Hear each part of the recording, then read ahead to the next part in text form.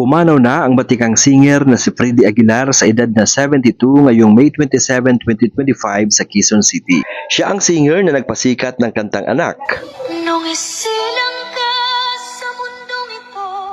Namatay siya dahil sa multiple organ failure. Ang kanyang pagpanaw ay nagdulot ng matinding lungkot sa industriya ng musika at sa mga Pilipinong humahanga sa kanyang awitin. Ipinanganak si Ferdinand Pascual Aguilar noong February 5, 1953 sa Santo Tomas, Isabela. Lumaki siya sa isang pamilyang Ilocano at ang kanyang ama ay isang dating negosyante at naging hepe ng pulis sa kanilang bayan. Sa murang edad na 5, pinakita ni Freddy ang kanyang hilig sa musika at sa edad na 9, nagsimula siyang tumugtog ng gitara. Bagaman nag-aaral siya ng electrical engineering sa De Guzman Institute of Technology, iniwan niya ang kolehiyo upang sundan ang kanyang pangarap sa musika. Sa edad na 18, nilisan niya ang kanyang tahanan at nagsimulang magtanghal sa mga bar at folk club sa Maynila at Olongapo. Ang kanyang pinakasikat na awitin na Anak ay isinulat niya bilang paghingi ng tawad sa kanyang mga magulang matapos ang kanyang mga pagkukulang. Ang awitin ay naging finalist sa inaugural 1978 Metro Pop Song Festival at kalaunan ay naging isang international na hit na isinalin sa 51 wika at naitala sa mahigit 100 na bersyon. Ang awiting Anak ay tinatayang nakabenta ng 30 million copies at nananatiling pinakamabentang single ng isang Pilipinong artista. Alam mo bang tumanggi si Freddy Aguilar ng isang $10 million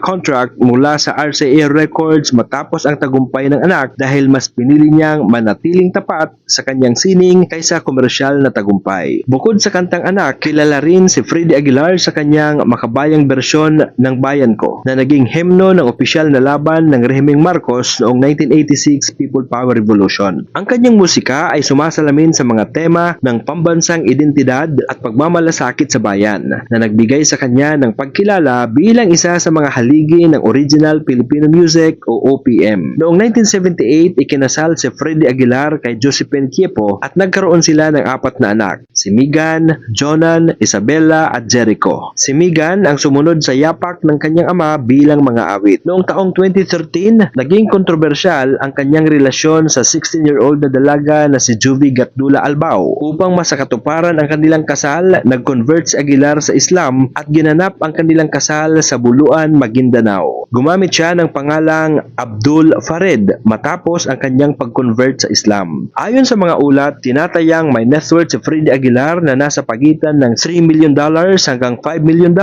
o 166 million pesos hanggang 277 million pesos. Gayunpaman, noong 2018, nasunog ang kanyang tahanan sa North Fairview, Quezon City na nagdulot ng pagkawala ng kanyang mga mahalagang kagamitan kabilang ang mga instrumentong pangmusika at mga parangal. Si Freddy Aguilar ay tinuturing na isa sa mga haligi ng OPM. Ang kanyang mga awitin ay nagbibigay inspirasyon sa maraming Pilipino at naging simbolo ng pagmamahal sa bayan. Ang kanyang estilo ng musika ay naka-impluwensya sa mga susunod na henerasyon ng mga awit at kompositor sa Pilipinas. Ang pagpanaw ni Freddy Aguilar ay isang malaking kawalan sa industriya ng musika sa Pilipinas. Ang kanyang mga awitin at kontribusyon sa OPM ay mananatiling buhay sa puso ng mga Pilipino. Sa dami ng kanyang mga magagandang awitin, alin sa mga ito ang naging paborito mo? Comment down below at pag-usapan natin ito.